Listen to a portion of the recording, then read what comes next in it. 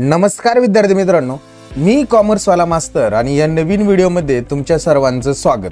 विद्यार्थी मित्रांनो, या व्हिडिओ लेक्चर सिरीज मार्फत आपण तुमचा 12वी कॉमर्समध्ये बुक कीपिंग आणि अकाउंटन्सी हा विषय शिकतो, ज्याच्यामध्ये आतापर्यंत आपण टॉपिक नंबर 1, टॉपिक नंबर 2 आणि टॉपिक नंबर 3 अभ्यासलेले आहेत। या टॉपिकचे व्हिडिओ जर तुम्ही बघितलेले नसतील तर मी डिस्क्रिप्शन बॉक्समध्ये त्यांची लिंक देत आहे, तिथे जाऊन तुम्ही ते बघू शकता।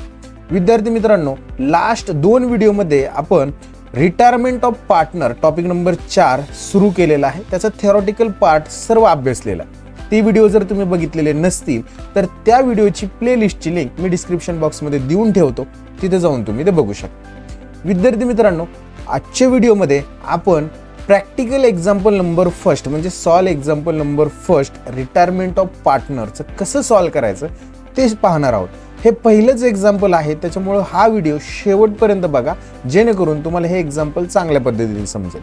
हा प्रॉब्लेम तुम्हाला परीक्षेला ॲडमिशन ऑफ पार्टनरला और रिटायरमेंट ऑफ पार्टनरचा प्रॉब्लेम येणार आहे आणि अतिशय सोपा असतो, ॲडमिशन पेक्षा हे सोपं आहे। त्याच्यामुळे शेवटपर्यंत व्हिडिओ बघा आणि जर तुम्ही या व्हिडिओमध्ये पहिल्यांदाच आलेला असाल तर चॅनलला सबस्क्राइब करायला विसरू नका। व्हिडिओ आवडला तर लाईक करा, वर्गमित्रांपर्यंत शेअर करा। आता कोणताही वेळ वाया न घालवता आपण सुरू करूया आपलं प्रॅक्टिकल एक्झाम्पल नंबर 1। चला तर मग विद्यार्थी मित्रांनो, आपली मेथड सर्वांना माहिती। फर्स्ट एक्झाम्पल रीड करायचं, काय सांगितले ते व्यवस्थित समजून घ्यायचं आणि त्याच्यानंतर सॉल्व करायला सुरुवात करायची। तर पहिल्यांदा आपण एक्झाम्पल रीड करूया। मी थोडंसं हे झूम करतो जेणेकरून तुम्हाला हे व्यवस्थित विजिबल राहील।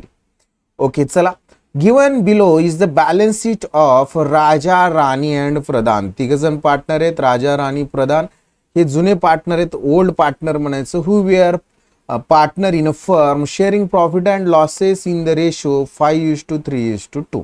याला आपण ओल्ड रेशो असं म्हणणार। There balance sheet as on 31 March 2019 was as follows. आता बघा, बॅलन्स शीटला सेम ॲडमिशन सारखं 90% ॲडमिशनचाच प्रॉब्लेम आहे, त्याच्यामुळं तुम्हाला हे नक्कीच सोपं वाटणार। बघा, आपण ॲडमिशन मध्ये काय करायचं, ह्या ज्या बॅलन्स शीटला लॅबिलिटी दिल्यात, आपण नवीन बॅलन्स शीट बनवायचं, त्या बॅलन्स शीटच्या लॅबिलिटीला घ्यायचो। म्हणजे क्रेडिटर सुद्धा आपण बॅलन्स शीटच्या लॅबिलिटीला लिहिणार, बँक ओव्हरड्राफ्ट सुद्धा लॅबिलिटीला। कॅपिटल फंड, आपलं रिझर्व्ह फंड, हा आपण आपल्या कॅपिटल अकाउंट तयार करणार आणि त्या कॅपिटलच्या क्रेडिटला त्याचा बॅलन्स ट्रान्सफर करणार। त्याच्यानंतर कॅपिटल अकाउंट दिले, आपण कॅपिटल अकाउंट तयार करतो, त्या कॅपिटलच्या क्रेडिटला आपण हे ट्रान्सफर करणार। असेट, बघा, आपले हे असेटचे आयटम आपण बॅलन्स शीटच्या असेटला घेणार आपल्या नवीन, जर काही रिव्हॅल्यूड झालेले असेल तर रिव्हॅल्यूड अमाऊंट घेणार। आता कॅश अकाउंट आपण तयार करतो, कॅशचा बॅलन्स कॅश अकाउंटच्या डेबिटला। डेटर्स आपण असेटला लिहिणार, स्टॉक असेटला लिहिणार, मशिनरी असेटला लिहिणार, लँड असेटला लिहिणार आणि फर्निचर देखील असेटला लिहिणार। ऍडजस्टमेंट मध्ये बघा, फर्स्ट काय सांगितलं, on 1 April 2018 1 April 2018 Pradhan retired on the following terms. Pradhan retired झाला, रिटायर्ड होत असताना काही टर्म्स आहेत, त्याच्यामध्ये फर्स्ट त्यांनी सांगितले goodwill of the firm will be raise in the books of ₹20,000। Goodwill raise केलेला आहे, बघा। आता गुडविल रेज केलं, याची entry goodwill account debit to all partners. आता एक गोष्ट लक्षात घेऊ, ऑफ द फर्म म्हटल्या, त्याच्यात रिटायरिंग पार्टनरचा हिस्सा असेल तर रिटायरिंग पार्टनर म्हणू, आणि ऑल सगळे पार्टनर असतील तर सगळ्या partner. To all partners capital account, to all partners capital account अशी एंट्री होणार आहे। त्याच्यानंतर असेट रिव्हॅल्यूड सांगितले, बघा, stock to be reduce 10%, furniture by 5% and machinery by 11%। म्हणजे जे असेट आहेत ते रिड्यूस म्हटले म्हणजे डेप्रिसिएट आहेत। कोणकोणते असेट डेप्रिसिएट आहेत? फर्स्ट स्टॉकला स्टार मार्क करू, त्याच्यानंतर फर्निचरला एक स्टार मार्क करू आणि मशिनरीला एक स्टार मार्क करू।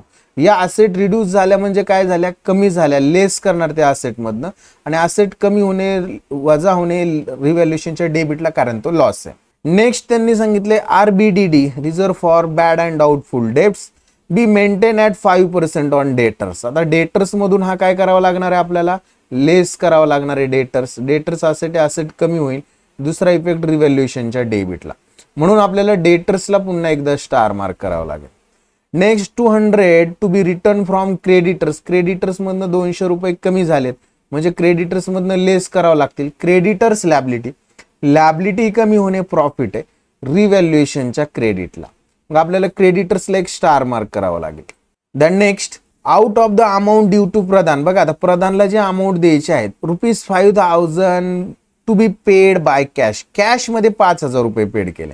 आता कॅश मध्ये पेड केले, प्रधानला भेटणार आहेत, प्रधान कॅपिटल अकाउंट डेबिटला लिहिणार, म्हणून एंट्री होईल त्याची प्रधान कॅपिटल अकाउंट डेबिट, आणि कॅश जाणार आहे म्हणून to cash account, to cash account अशी एंट्री होणार आहे. अँड रिमेनिंग म्हणजे राहिलेली जी काय अमाऊंट द्यायची त्यातली 5,000 कॅश मध्ये दिणार, Pradhan capital account debit to cash, आणि remaining amount to be transfer to his loan account, राहिलेली लोन अकाउंटला ट्रान्सफर करायचं आहे. याच्यामध्ये आपल्याला प्रॉफिट अँड लॉस ऍडजस्टमेंट म्हणजे सेम ऍडमिशन मध्ये जसं बनवतो revaluation account, partners capital account आणि बॅलन्स शीट, आणि या ठिकाणी कॅश आणि गुडविल पण बनवायचं. म्हणजेच आपल्याला आपण ऍडमिशन मध्ये काय बनवायचं, रिव्हॅल्युएशन अकाउंट, त्याच्यानंतर पार्टनर्स कॅपिटल अकाउंट, नंतर गुडविल अकाउंट, कॅश अकाउंट आणि बॅलन्स शीट असंच ड्रॉ करायचं आहे, वेगळं असं काही नाही. आता आपण सॉल्व्ह करायला सुरुवात करूया. फर्स्टली आपली बॅलन्स शीट आपण ट्रान्सफर करू. क्रेडिटर्स आपल्या बॅलन्स शीटच्या लॅबिलिटीला लिहायचे, तर आपण जायचं बॅलन्स शीटच्या लॅबिलिटी साईडला, एक 4-5 ओळी जागा सोडायची, त्याच्यानंतर लिहायचे क्रेडिटर्स, आणि त्याची अमाऊंट आपण इनरला लिहिणार आहोत ₹11,200, 11,200 इनरला लिहायची, कारण की ऍडजस्टमेंट आहेत 11,200 रुपये. एक वेळ जागा सोडायची ऍडजस्टमेंटसाठी. बघा या ठिकाणी आपल्याला काय करावं लागणार आहे, गेन रेशो कॅल्क्युलेट करावा लागणार नाही, कारण की आपल्याला गुडविल रेज सांगितले, रिटर्न ऑफ सांगितलेलं नाही. गुडविल जर रिटर्न ऑफ सांगितलेलं असतं तर आपण काय केलं असतं, गेन रेशो कॅल्क्युलेट केला असता, त्यामुळे तो करावा लागणार नाही आहे. आता क्रेडिटर ट्रान्सफर केलं. बँक ओव्हरड्राफ्ट हा सुद्धा आपण आपल्या बॅलन्स शीटच्या लॅबिलिटीलाच ट्रान्सफर करूया, बँक ओव्हरड्राफ्ट, आणि त्याची अमाऊंट लिहूया ₹9,700, 9,700 रुपये. Than next reserve fund. आता हा रिझर्व्ह फंड आपली कॅपिटल अक्युमुलेटेड प्रॉफिट आहे, आपल्या कॅपिटल अकाउंटच्या क्रेडिटला एक वेळ जागा सोडायची आणि त्या ठिकाणी लिहायचं बाय रिझर्व्ह फंड, आणि त्याची अमाऊंट ट्रान्सफर करणार. बघा रिझर्व्ह फंडची अमाऊंट आहे 15,000, आणि त्यांच्या रेशोमध्ये जर डिस्ट्रीब्यूट केला तर 7,500, 4,500 आणि 3,000. नंतर कॅपिटल अकाउंट दिले राजा, राणी आणि प्रधान, हे कॅपिटलच्या क्रेडिटला आपण लिहून टाकणार बाय बॅलन्स ब्रॉट डाऊन, आणि त्यांची अमाऊंट लिहायची कॅपिटलची 42, 37 आणि 33,200, 42,000, 37,000 अँड 33,200, 33,200 रुपये. नेक्स्ट बघा आता ऍसेटला बघा कॅशचा बॅलन्स दिलाय, कॅश आपण आपल्या कॅश अकाउंटच्या डेबिटला टू बॅलन्स ब्रॉट डाऊन, आणि त्याची अमाऊंट जी असणार आहे ती अमाऊंट आपण त्या ठिकाणी लिहूया कॅश ₹7,600. नेक्स्ट डेटर्स, बॅलन्स शीटच्या असेटला लिहिणार आपण डेटर्स, बॅलन्स शीटच्या असेटला डेटर्स इनरला लिहिणार 18,000 रुपये, एक वेळ जागा सोडायची. नेक्स्ट स्टॉक लिहिणार आपण बॅलन्स शीटच्या असेटलाच, चला आपण बॅलन्स शीटच्या असेटलाच लिहूया स्टॉक, त्याची अमाऊंट लिहिणार 17,500 रुपये, इनरलाच लिहिणार, त्याच्यावर ऍडजस्टमेंट आहे. स्टॉक नंतर आपण लिहिणार आहोत मशिनरी, बॅलन्स शीटच्या असेटलाच लिहूया, याच्यावर सुद्धा ऍडजस्टमेंट आहे, बॅलन्स शीटच्या असेटला लिहूया मशिनरी, आणि त्याची अमाऊंट लिहिणार ₹30,000, 30,000. मशिनरी झाल्यानंतर लँड आहे, बॅलन्स शीटच्या असेटलाच लिहायचं आपण लँड, आणि त्याची अमाऊंट लिहिणार आपण ₹70,000, 70,000. दॅन नेक्स्ट फर्निचर, हे सुद्धा बॅलन्स शीटच्या असेटलाच लिहिणार ₹5,000, इनरलाच लिहिणार, ऍडजस्टमेंट आहे. ऍडजस्टमेंट मध्ये बघा फर्स्ट ऍडजस्टमेंट आहे गुडविलचे.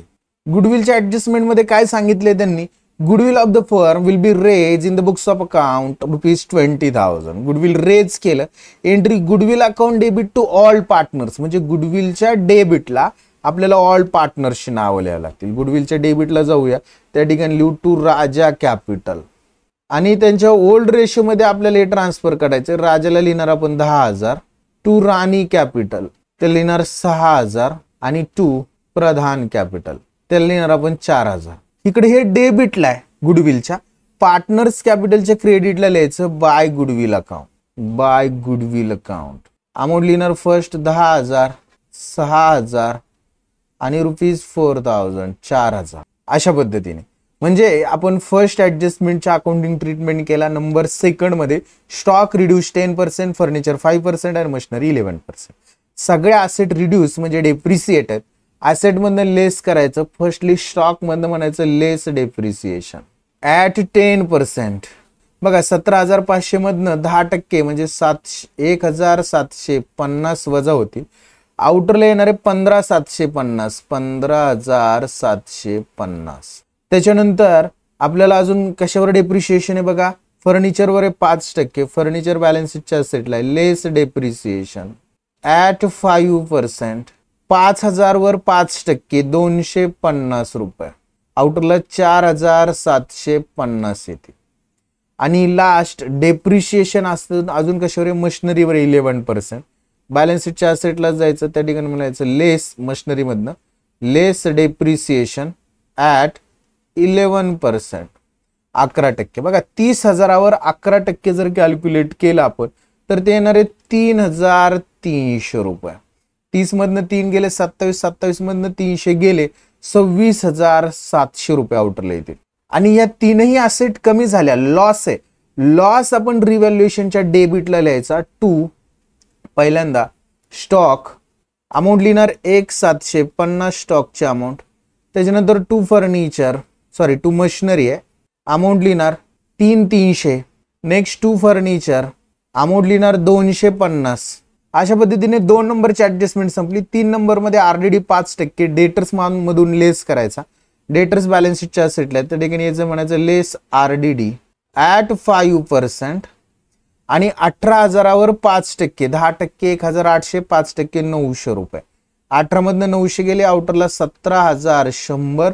900 असेट कमी झाली, लॉस आहे रिव्हॅल्युएशनच्या डेबिटला टू आरडीडी, अमाऊंट लिहिणार 900 रुपीज, 900 रुपये.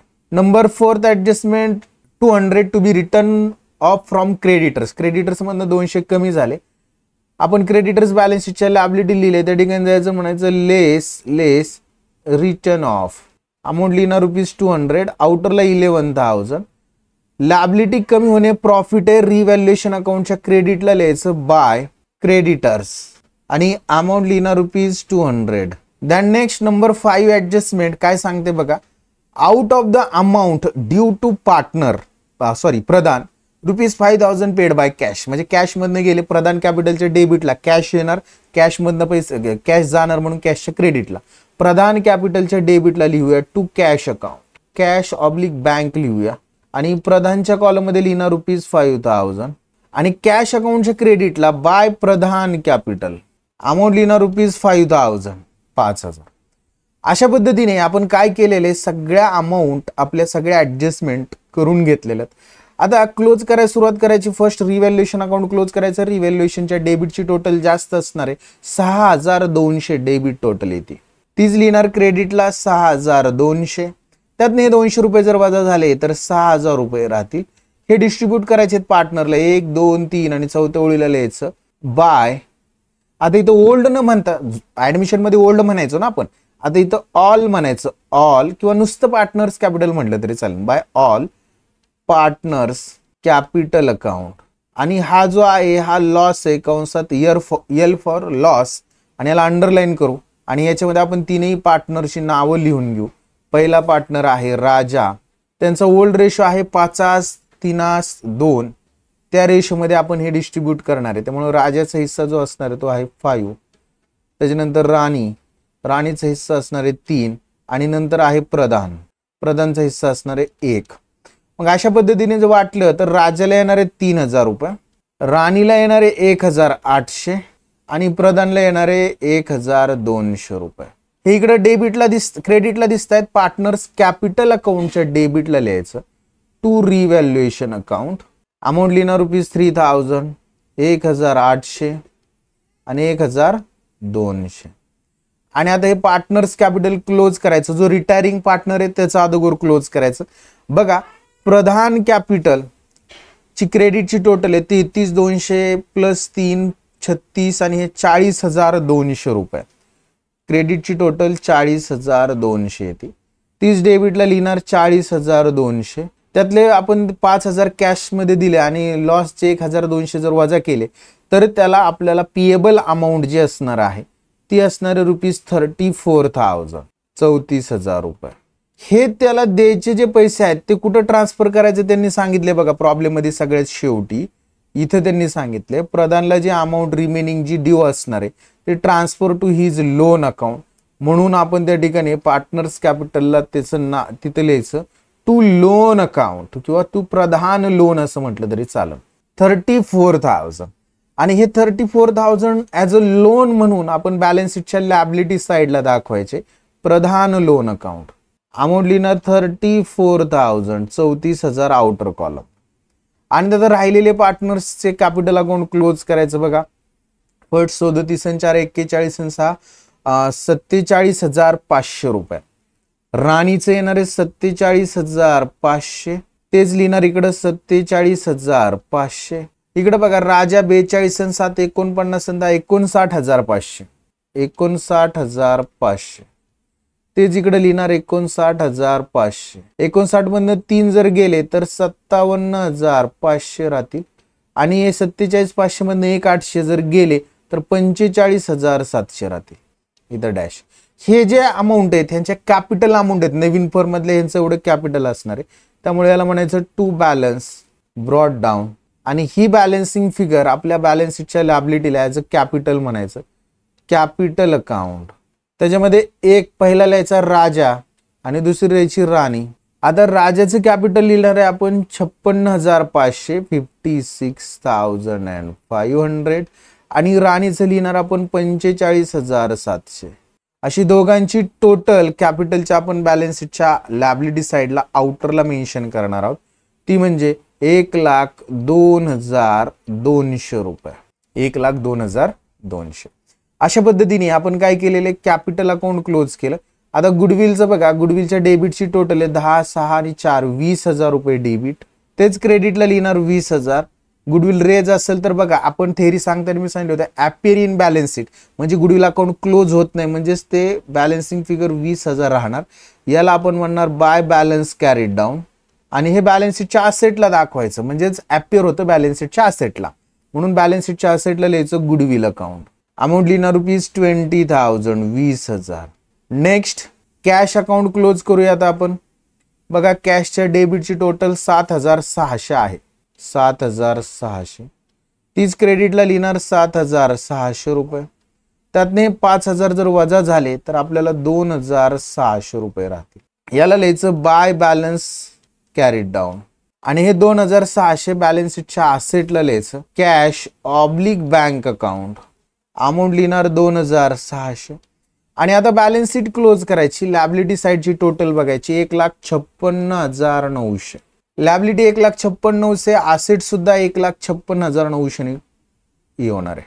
म्हणजे हा प्रॉब्लेम जो आहे रिटायरमेंटचा फर्स्ट प्रॉब्लेम आपल्या 1,56,900 त्याची बॅलन्स शीट झालेली आहे टॅली. आय होप विद्यार्थी मित्रांनो हे एक्झाम्पल तुम्हाला समजलेलं असणार आहे. एक्झाम्पल जर समजलेलं असेल तर व्हिडिओला लाईक करा. तुमच्या वर्गमित्रांपर्यंत व्हिडिओ शेअर करायला विसरू नका. हे फर्स्ट एक्झाम्पल होतं.